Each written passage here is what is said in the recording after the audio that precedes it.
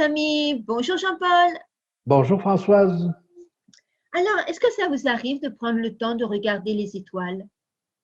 Oui, ça m'arrivait beaucoup plus avant. J'avais même un peu mémorisé la carte du ciel. Et vous Ah, savez que les étoiles sont regroupées c'est vrai, depuis les Babyloniens sous la forme de constellations, hein. c'est vrai. C'est-à-dire qu'elles gardent les mêmes relations entre elles. Au fond, c'est tout un paysage qui se déplace, mais d'un bloc. Les d'un bloc. Et on s'est rendu compte, à travers ce que l'on connaît, des observations des Babyloniens, etc., etc., on s'est rendu compte que les constellations que nous avons maintenant n'ont pas tout à fait la même forme que les constellations du temps des Babyloniens. Parce que les étoiles bougent entre elles, mais elles bougent tellement lentement, elles sont tellement loin, si vous voulez, qu'on ne le perçoit pas. C'est Voilà. ça, c'est ça. Et alors, dans ce paysage qui nous parle des étoiles, vous avez des points brillants qui, eux, bougent beaucoup. Ce sont les planètes. Donc, les planètes, dans cette voûte étoilée qui est pratiquement immuable à l'échelle humaine, si vous voulez, vous avez des points brillants qui, eux, alors, euh, euh, se déplacent, hein. Et ce sont les planètes du système solaire. Voilà. Donc, c'est comme ça qu'on fait la distinction entre les étoiles et les planètes. Et les étoiles émettent elles-mêmes de lumière, alors que les planètes ne font que réfléchir la lumière solaire. Eh bien, on en apprend aujourd'hui Voilà. aussi. Et donc là, on va nous parler de l'étoile brillante du matin, mais qui en réalité est une planète. Bon, alors vous compliquez les choses là. Eh bien oui, mais c'est que dans l'Antiquité, on ne faisait pas forcément tout à fait la différence. On n'avait pas compris qu'il y avait le système solaire. Bien sûr. Eh bien, alors, on Alors, va vous écouter pour en savoir plus sur cette étoile brillante du matin. alors, on va lire le verset 16. Et le verset 16 nous dit ceci. Moi, Jésus, j'ai envoyé mon ange pour vous attester ces choses dans les églises. Alors, nous avons déjà parlé de cela quand il s'était agi des attestations.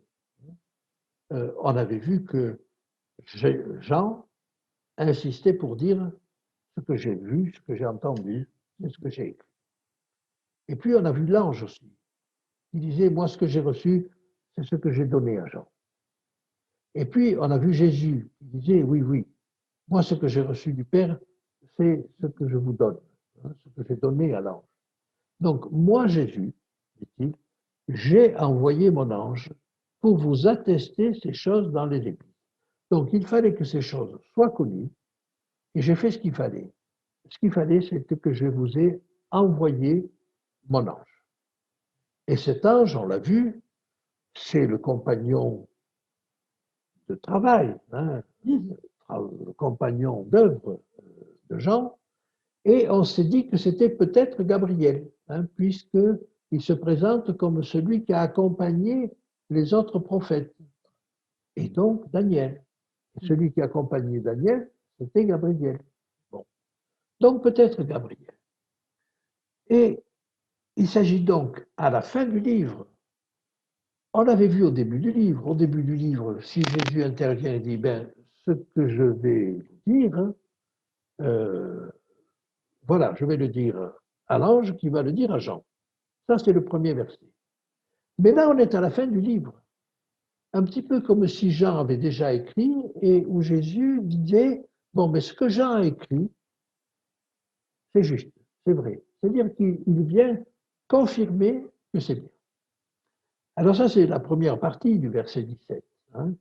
Et rappelez-vous qu'au verset un peu plus tôt, hein, il était dit que c'était le Dieu des esprits des prophètes qui avait envoyé son ange. Donc Jésus, dans ce passage-là, est appelé Dieu. Il est appelé le Dieu des esprits des prophètes. Un texte qui nous montre, je sais qu'il y a des discussions pour savoir jusqu'à quel point Jésus est Dieu, mais voilà, Jésus est Dieu. Et alors, il va donner comme identité, si vous voulez. Il va s'appuyer sur un texte du prophète Isaïe. Il va dire, je suis le rejeton et la postérité de David. Alors, qu'est-ce que ça veut dire, le rejeton et la postérité? La postérité, c'est la descendance. D'accord.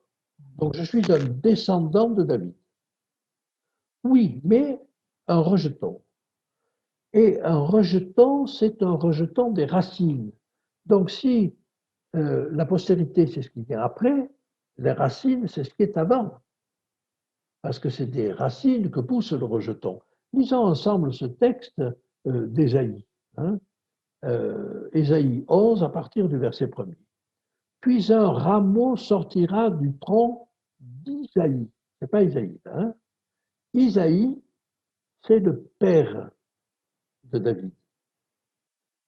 Isaïe, c'est Jessé aussi. Hein? Et ce n'est pas le prophète Ésaïe, c'est Isaïe. Voilà. Alors, un rameau sortira du tronc d'Isaïe, Isaïe étant le père de David. Et un rejeton naîtra de ses racines. Donc, vous voyez, on nous parle à la fois des racines, qui sont avant, et du rejeton, c'est-à-dire de la postérité, qui est après.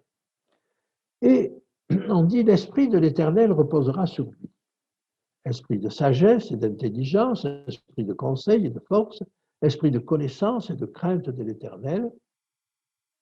Au passage, peut-être n'avez-vous pas compté qu'il y a 7 fois esprit.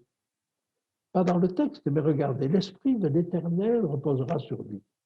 Esprit de sagesse et d'intelligence, esprit de conseil et de force, esprit de connaissance et de crainte de l'Éternel. Et voyez, quand on parle dans l'Apocalypse des 7 esprits de Dieu, on fait probablement aussi allusion à ce texte-là. Et alors, il respirera la crainte de l'Éternel. Tout en lui respire la crainte de l'Éternel. Et qu'est-ce que c'est cette crainte de l'Éternel? C'est la peur? Pas du tout. Il ne jugera point sur l'apparence. Il ne prononcera pas sur un oui-dire. Voyez comment Dieu juge et comment Jésus juge. Il ne juge pas sur l'apparence. Il ne juge pas sur le vêtement que vous portez. Il ne jugera même pas sur ce qu'on dit de vous, sur le oui-dire. Il jugera sur ce que vous êtes. Il jugera les pauvres avec équité. Il prononcera avec droiture sur les malheureux de la terre. Vous voyez, à un moment où on arrive à la fin, et au moment où on fait le tri entre ceux qui vont disparaître pour toujours et puis ceux qui vont être en compagnie de Dieu pour toujours, ne croyez pas que ce jugement sera basé sur un peut-être. Il est clair qu'il a tout l'esprit, toutes les qualifications, tous les attributs pour prononcer un jugement vrai, équitable. En ce jour, le rejeton d'Isaïe, donc le rejeton du père de David, sera là comme une bannière pour les peuples. Les nations se tourneront vers lui et la gloire sera sa demeure. Et donc, vous voyez, ça rejoint ce texte des Corinthiens dont nous avions parlé il y a plusieurs séances, où on voit que Jésus va être l'objectif, l'achèvement, l'alpha et l'oméga, le premier et le dernier, le commencement et la fin de tout, sauf qu'à la fin, lui-même est soumis au Père. Et il le sera, mais dans la gloire. La gloire sera sa demeure. Alors, voilà ce que nous dit ce texte, le rejeton et la postérité de David. Et alors, c'est sur ce genre de texte que Jésus a confondu les pharisiens. Et il leur a posé un problème auquel ils n'ont pas su répondre. Vous trouvez ça dans Matthieu au chapitre 22, versets 41 à 45. Alors, comme les pharisiens étaient assemblés, Jésus les interrogea en disant, « Que pensez-vous du Christ » Que pensez-vous du Christ? de qui est-il fils? Ils lui répondirent, de David. Il avait raison. Mais dans la pensée orientale, le fils doit toujours le respect à son père. Et alors, il va leur dire, et Jésus leur dit, comment donc David, animé par l'Esprit, l'appelle-t-il Seigneur? Lorsqu'il dit, le Seigneur dit à mon Seigneur, assieds-toi à ma droite jusqu'à ce que je fasse de tes ennemis ton marchepied. C'est-à-dire que Jésus est à la fois le descendant de David, il devrait lui respecter comme on lui devrait le respect comme on le doit à son père, mais en réalité, c'est David qui lui rend hommage. Et là, si vous voulez, dans la pensée des pharisiens, oui. Ils sont perdus. Ils sont perdus. Et vous voyez comment être à la fois le rejeton, c'est-à-dire la descendance, mais être la racine, ça ne peut être que Jésus. Et Jésus, donc, a profité de ce texte-là pour les mettre dans l'embarras. Et alors, si donc David l'appelle le Seigneur, comment est-il son fils? Nul ne put lui répondre un mot. Et depuis ce jour, personne n'osa plus lui poser de questions et lui proposer de questions. Donc, vous voyez, Jésus s'est servi de cette chose-là. Hein? Et voyez, vous avez ces deux notions. Il est le rejeton, c'est-à-dire la descendance, mais il est la racine. Il est à l'origine des prédictions de David. Voilà. Voilà ce qu'on pourrait dire sur ce texte, et ça me paraît intéressant. Et alors, il me reste une dernière chose à voir, c'est l'étoile brillante du matin. Parce qu'il va dire, je suis l'étoile brillante du matin. Alors, l'étoile brillante du matin, c'est intéressant parce que ça n'est pas une étoile. C'est en réalité une planète. Et cette étoile, soi-disant qu'on appelait l'étoile brillante du matin, c'est en réalité une planète qui reste toujours dans le voisinage du Soleil. Alors parfois, on la voit la dernière le matin quand les étoiles disparaissent, hein, elle est la dernière à disparaître et puis après le Soleil va se lever. Parfois, elle est la première à apparaître le soir. Mais elle est toujours dans l'environnement du Soleil, mais là, elle est avant le Soleil. C'est-à-dire que les étoiles, le Soleil disparaît, la première à apparaître, c'est cette étoile brillante du matin, et puis après, les autres apparaissent. Eh bien, cette étoile brillante du matin, c'est Vénus. Et donc, si vous voulez, parfois, elle est la première à apparaître, c'est le soir, et parfois, elle est la dernière à disparaître. Mais quand elle est l'étoile brillante du matin, en réalité, le matin, c'est qu'elle précède le lever du soleil. Et voyez, Jésus est en train de dire, je suis ce qui précède immédiatement le lever du soleil. Alors, regardez ce texte de Jean, que vous trouvez dans l'évangile de Jean, au chapitre 7 et au verset 42. L'Écriture ne dit-elle pas que c'est de la postérité de David et du village de Bethléem où était David que le Christ doit venir? Donc vous voyez, il fait allusion à l'endroit d'où devait venir le Christ. Et je vous livre encore ce texte de Pierre, la deuxième épître de Pierre au chapitre 1 au verset 19. Et nous tenons pour d'autant plus certaine la parole prophétique à laquelle vous faites bien de prêter attention comme à une lampe qui brille dans un lieu obscur, jusqu'à ce que le jour vienne apparaître, là il fait allusion au retour de Jésus, et que l'étoile du matin se lève dans vos cœurs.